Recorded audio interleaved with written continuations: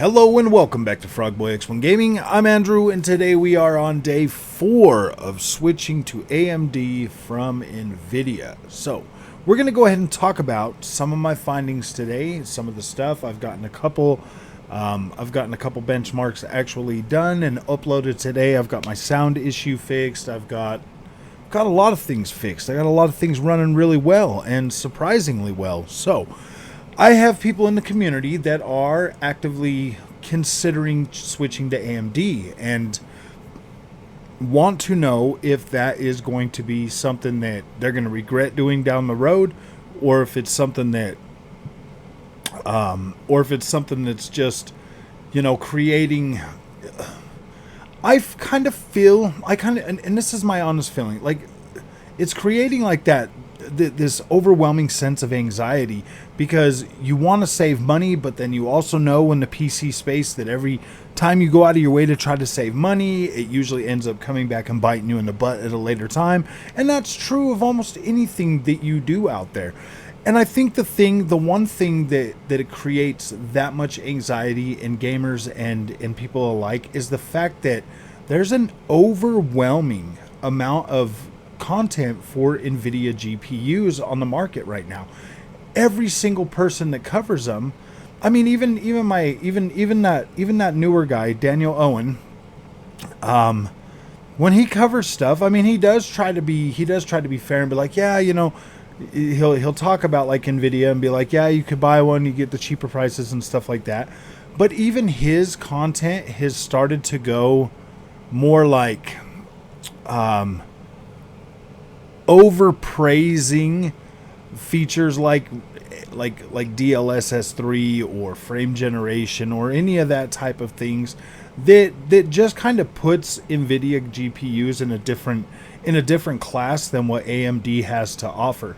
After my 4 days of spending of being here and getting used to AMD, playing around with the software, tweaking things and doing stuff, I find myself seriously conflicted over the experience that I received with NVIDIA versus the experience that I'm getting with AMD now. And to tell you the truth, I mean this is the honest truth. I mean there's like some quirks that I'm still trying to get worked out, like mainly in my Kiloton racing games. I'll be riding, like TT Isle of Man 3. I'll be riding, and then it'll instantly just drop the frames, and it drops the frames to like it like stops it just for a minute, and it's like a brief pause. But when you're playing a racing game, a brief pause, that's unacceptable. Like that's unacceptable, and I need to figure out how to get that fixed. So after that happened, I was like, wait a minute, man. So I jumped right on Assetto Corsa Competizione, and I was like, I better not get pauses in this game. And I didn't. It was completely fine. It seems to be something that's only affecting the Kiloton games. Even the rally games that I play, like WRC 10, WRC Generations, both of those are experiencing the exact same pause. Those two to a lesser extent than the TT Isle of Man 3. The TT Isle of Man 3 is... that one there's the most difficult one to deal with, just because of the fact that you're on a bike and you're going pretty fast, and that one to me is unacceptable. The rally games, not so bad. I can deal with that if I had to, if that's just a quirk with the development of those games or whatnot. Like that is something that I could in turn probably get over. So that's not that big of an issue. I will tell you from my extensive testing, like yesterday, today, of actually being able to get into games and play them, I will tell you the HDR quality does seem better. It does seem better. Not only that, there are other things that I'm noticing that are looking, to me, the AMD quality of HDR and rasterization and all of that is good. So the one thing that I did notice when I'm playing like my Kiloton games, when I get in there and I'm using NVIDIA graphics cards, it just looks super over sharpened, super over sharpened. And I've played with settings in there before, trying to figure that out, trying to get that to fix. And for some reason, it just always looks like this over sharpening is going on with that. Like almost if you have your TV set up and you turn on the over sharpening and it starts to like degrade the picture or make it too sharp and just it doesn't look right. There's like a perfect balance for that. With the AMD cards, I'm not getting that. Like I'm getting a fuller looking pixel when it comes to not as it's not as sharp, and it actually looks better, and the colors pop a lot more on the AMD card in those specific games like WRC 10, WRC Generations, TT Isle of Man 3. I do notice that like the color just looks better to me. And that was something that was like a big thing that I really wanted to test, because to be completely honest, and it's not just me, you'll hear a lot of people talking about how HDR quality is just not that good on PC. And when I was on NVIDIA graphics cards, like I agreed with them. I usually, it looked better on my monitor to just turn HDR completely off. And on the 4K screen, it just made more sense to turn it off. I sat here and I tried to figure out how to get Dolby Vision working on the TV and everything so that I could use that with my NVIDIA graphics card, and it just never worked. And I was like, gosh, this sucks. But then when I'm playing on the OLED games like Jedi Survivor and other games, it looks a lot better. Like that's like the one thing that is just like, it just looks better. Like it just looks better. No matter what I do, it looked better than what I was getting on the NVIDIA card. Maybe there's NVIDIA settings that I didn't find that just never looked right to me. But after 2 years of playing with it and being able to get it like instantly on AMD, that's a win for me. That's a big win for AMD graphics cards for me when it comes to that. Ease of setting up, pretty good. Now I'll tell you what. One thing that I noticed immediately, like that just worked, like out of the box with AMD. This is another thing that I could never get figured out on the NVIDIA card, no matter what. My monitor arrangement, like this one here. Like if my mouse goes from the left all the way to the right across all three of my screens. With NVIDIA, I would have to go to the right to get onto my left screen, and I would have to and then I would have to keep going right just to get onto my other screen, my 4K. Whereas this one here is a linear, like it's just linear. Boom, it just works. Doesn't matter what I've got them plugged into, it just works. It just works. It just goes straight across. It's very cool, very cool. Another major thing that always irritated me, like if you've been here for a while, you'll have been on like a stream, and like my monitors will like turn off on me and stuff. My 4K TV had like this handshake issue with the NVIDIA graphics card, like all the time. It's completely gone with AMD. Completely gone. I could turn the TV on, turn the TV off. Don't ever have to worry about it flickering in or out or any of that kind of stuff. 100% on point. I'm like, wow, that is freaking incredible. So there's definitely some bonuses for the AMD platform that are instant wins for me already, because they've solved problems that I've had with NVIDIA that I just couldn't seem to figure out. And to be completely fair with NVIDIA, I never really over searched for a way to find that, but it just happens. It just happens. Another thing that I'm very happy about with this build, actually, and this has to do with the case itself, the H7 Flow, is I have a USB Type-C right here on top that I can run my camera cord all the way across the top, and it just looks better. It feels better, and I can use a longer cord now than the one I used to have to use. So much better, so much better. What else? Being able to get in there and set up smart access memory and all of the other, AMD features that work in tandem with each other, having a motherboard like the AM5 board, the CPU, the GPU, all of that stuff. Being able to use all of that stuff, it is cool. Like I did have to get into there and change the PCIe power management in my PC to make it like always full throttle, and that there just helps. I've got XMP, XMP enabled, all of that stuff. I feel like I'm getting a more the experience with the NVIDIA card was on a pre-built. This here is a custom build. I built it all myself. So I do have more, I just feel like I have, more overall performance, but I never really felt performance. I never really felt like I was lacking performance, and I'd watched other people's benchmarks of certain games and stuff, and for the most part, like I was getting about the same readings no matter what I was trying. I was pretty close and within those ranges. Like with Spider-Man, this is one that really caught me off guard when I started playing it on the AMD platform. Is my overall frame rate is a lot more consistent on the AMD card, even with ray tracing enabled, whereas on the NVIDIA card, it would drop drastic drops. And I mean, like, sometimes you would notice them, sometimes you wouldn't, just depending. Because I mean, like VR, I mean, like G-Sync and whatever else, like you won't notice that as much. The only way you're really going to notice it and really see it is when you see the frame counter go up and down. So I still recommend playing your games on PC without a frame counter, just so you can enjoy them and have fun with them, because most of the time G-Sync and FreeSync actually kick in and work. And that's another thing that I want to talk about. My monitors actually are FreeSync and G-Sync, so I'm not having any problems with that. They sync up well. Everything is it runs great. They feel pretty dang good. They feel just as good as the G-Sync does. So I don't have any problem with that. My TV works perfectly with this build, with this PC. Like it is very nice, a lot nicer than it ever was with the Nvidia card. Like I was saying, like the handshake issues or whatever, but that actually like bled into like the other things and stuff as well. So this is definitely a lot more user friendly with the Vizio TV. It does a lot better.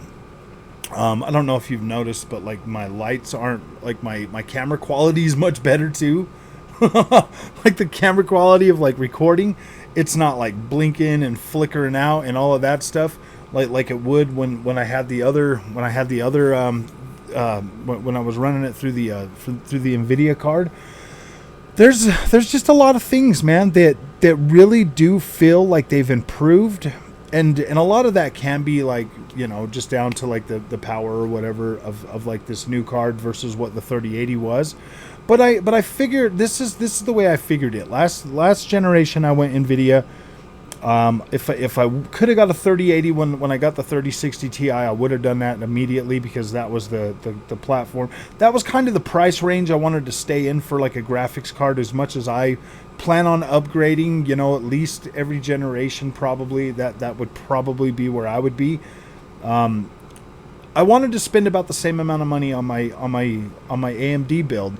And that's why I went with the 7900 XT, because the 7600 XT is just not powerful enough, and the 7900 XT is just right. It was like $40 more than what I paid for the 3080, but we'll call that a wash, because I bought the 3050 Ti laptop and I bought the 3060 card. So we're just going to call that a wash, and we're just going with that. This is the price range that I kind of want to stay in when it comes to graphics cards, because once you go top, there's really no moving around anymore. Like you're at the top, so you go from the top to the top every single time. In terms of value and perceived value and what I'm getting out of this AMD platform so far, I do feel good about it. I feel that this was a good step. I feel like this was a good purchase. If you've been in the PC space for a while, you're probably like everybody else. I personally do not see the 40 series as a viable option for what I need, without it costing me double what I just paid for this card. I literally built this PC, this whole build, for the cost of a 4090 at MSRP. If I would have thrown in a brand new CPU, because I did buy new RAM. But I mean, if I did have to get like an SSD or something, I still could have built this whole build, CPU included, with a 5800X for the same price as like an AIB 4090. I could have built this whole build for that and still got the performance that I'm getting right now. To me, that's incredible. That's incredible value. To be able to do everything I want to do and still be able to create my content, still be able to play games. I mean, you even noticed that I was able to actually have like my camera recording in like the beginning of the the Hogwarts Legacy thing. I actually did an Assassin's Creed video too that I'll try to upload as soon as possible. But the AV1 encoding too. The AV1 encoding, that's new to this generation, both NVIDIA and AMD. And I'll tell you what, man, it makes things a lot nicer. That encoding just looks better. I feel like watching the playback videos and stuff, I feel like the quality's gotten better, so that's definitely that's definitely a bonus for the channel to be using this AMD or the AV1 encoder. That's really cool. Like there's enough technology in this card to give me a better experience, and that's awesome. I am planning on basically having AMD exclusively until we see what's going on next generation. So I might hang on to this card for almost 2 years before the 80 series and the 50 series comes out, and then whatever else Intel's working on. I don't know if I'm gonna be jumping to Intel unless their cards can meet. You know, I mean, their drivers get better and stuff like that, and they can at least meet, you know, like if there's a, you know, like a like an 80 class for NVIDIA, the 80 class for AMD, and like an 80 class for Intel. I might use that as a viable option. I don't want to get sucked into a whole fanboy thing again. I did the whole fanboy thing with PlayStation. You know, just starting to get all fanboy with Xbox and stuff. I don't want to become a fanboy. I want to be able to try these products because I do like that. I do like trying new products. I do like moving forward with technology, stuff like that. I like to keep myself a little bit fresh. So when we start looking at like Intel's next offering, hopefully they bring something, you know, to the top of the line space that will compete with the other two. I would definitely be willing to give them a try as well. I just don't want to get into a fanboy thing, because once you start doing that, then everything just becomes kind of biased and everything. And I'm trying to really avoid that on the channel. I want to help you find the best thing. And when it comes to the best products, I feel like they start to get complacent, you know, like PlayStation, Fanatec, NVIDIA. All of these things that there's just an overwhelming amount of people like claiming that they're good and stuff. And when they're these big companies, they can afford that marketing. And it doesn't matter. Like, I mean, even when I get free stuff, I am a little bit nicer on it, you know, because I mean, like, I didn't have to pay for it. And, you know, so I do kind of feel myself being a little bit nicer to it, but I've never been dishonest with anybody on this channel. Like when I'm covering Camus, or I'm covering Next Level Racing, or I'm covering Square Enix games, or like THQ games, I've never been dishonest with you. I really do enjoy those experiences, because they're experiences that I would buy, that I actively would buy. So I'm like, okay, yeah. And so I do kind of find it fun and challenging at the same time to try the underdog brand and see, you know, and it's kind of awesome, because when you come into it, like me coming into AMD, like there's just so much negativity and like so many people just being like, oh no, it's not as good. Then when you come into it with low expectations, and then you're literally blown away. Like, you're literally blown away at just how good it is. And then you're like, oh, okay, cool. This is awesome. So maybe it's a good thing. Maybe it's a good thing that people are out there overhyping NVIDIA, because that's what it is now. NVIDIA just kind of feels overhyped to me. And AMD has more than been sufficient with my needs and giving me an experience that I'm like, yeah, this is good. For the money that I paid for this is very good. I'm very happy with the quality that I've gotten out of this build. And I got to build a whole new PC, so that was some cool experience that I got to do. And like a lot of people talk about it being like pretty hard and stuff, and I'm just like, it could be, it could definitely be intimidating. I'll tell you what, the hardest part I was having was trying to salvage my old motherboard from the pre-build. That was the hardest thing I was having like a problem with, because all of the plugs that come in the new case, like you'll have all your fans already wired and all of that stuff. You'll have like your USB cables already done, and just the wiring that already comes in there. Trying to find plugs for those on that motherboard was impossible because the pins weren't soldered on there. Whereas now that I got the MSI, Tomahawk board, everything is on there. Everything lined up perfectly. It was just plugging it in. The hardest part for you to build this PC would probably be making sure your CPU gets seated and making sure you get your cooler on that right. And then cable management. That's literally the hardest part of building the PC. Like everything, this thing is so modular and it comes apart so nicely. I was blown away at just how good this H7 case is, this NZXT H7 Flow is, and how easily it was, and how easy it was to put it together and like really get everything going.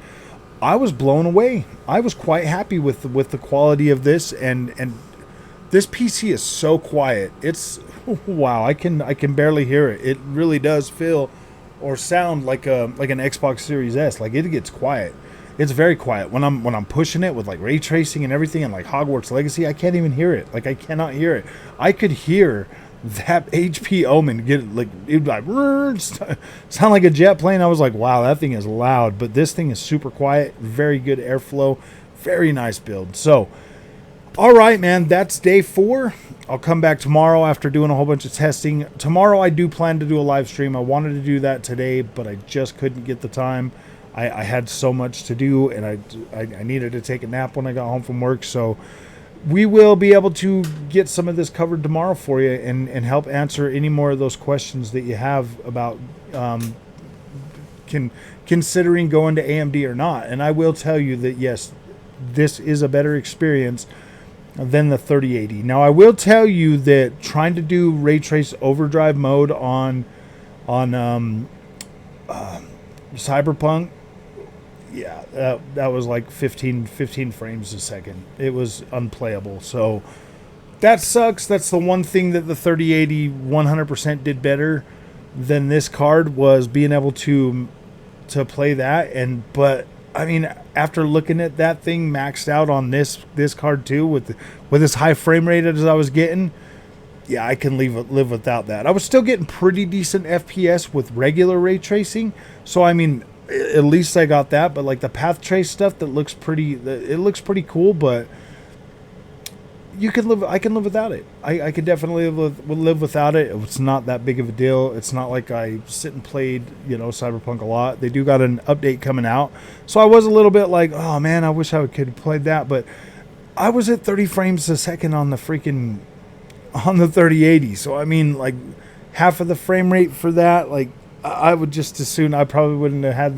that overdrive mode on to play the game anyway. So that's the only one thing that I've been like, oh boy, yeah. I mean, and that's definitely not enough to make me pay an extra $600 or $300 or $400 for 4080 over what I bought right now. That's just not worth it. $400 for that was not worth it. So I can definitely live without ray tracing. I don't usually use it most of the time, and when I'm seeing games like Hogwarts Legacy giving me really good performance without FSR with ray tracing enabled, and some of the other games that I've tried with ray tracing, like I'm fine with that. Like I'm not having a problem with that whatsoever. So, all right, my friends, I will see you guys in the next one. Thank you for watching. We'll try to do these for a while, and then we'll see how they do in videos. If I get enough views or whatever, then I'll keep doing these. But for the most part, yeah, going forward, everything's going to be like AMD exclusive anyways, so it doesn't really matter. So we'll see you guys in the next one. Thank you for watching.